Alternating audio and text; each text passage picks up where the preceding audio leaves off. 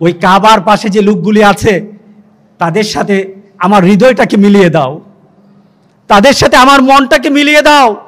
আমি যেতে পারি নাই, কিন্তু তাদের সাথে আমার অন্তরের চাহিদাগুলো মিটিয়ে দাও। আমি নখ কাটি নাই, ওই কাবার লোকগুলিও নখ কাটে না। আমি আমার চুলগুলি কাটি না, কাবার লোকগুলিও তাদের চুলগুলি কাটে না।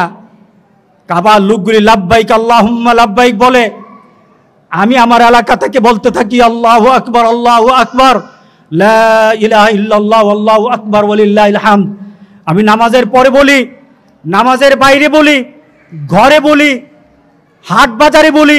সাহাবায়ে কেরাম হাট বাজারে চলে যেতেন আর বলতে থাকতেন আল্লাহু আকবার, আল্লাহু আকবার। বলেন আল্লাহু আকবার, আল্লাহু আকবার, লা ইলাহা ইল্লাল্লাহ, আল্লাহু আকবার, আল্লাহু আকবার, ওয়ালিল্লাহিল হামদ। মনে মনে চিন্তা করেন, তারা তারা তারা তাকবীর দেয়, তারা তালবিয়া পড়ে, আমি তাকবীর দিচ্ছি। মনে মনে মিলিয়ে নেন, তারাও কুরবানি দিবে, আমিও কুরবানি দেই। মনে মনে মিলিয়ে নেন, তারাও মাঠে যায়, আমরাও মাঠে যাব। যদিও এবছর আমাদের দ্বারা সম্ভব নয়, ঠিক হজের মতি হয়ে গেছে, যেতে পারবো না।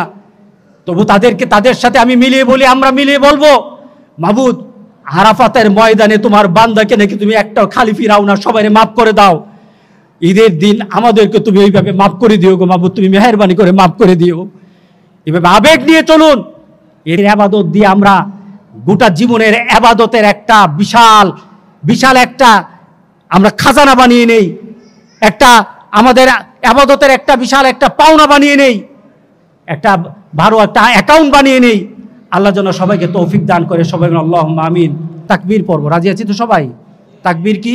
আল্লাহু আকবার, আল্লাহু আকবার, লা ইলাহা ইল্লাল্লাহ, আল্লাহু আকবার, ওয়ালিল্লাহিল হামদ।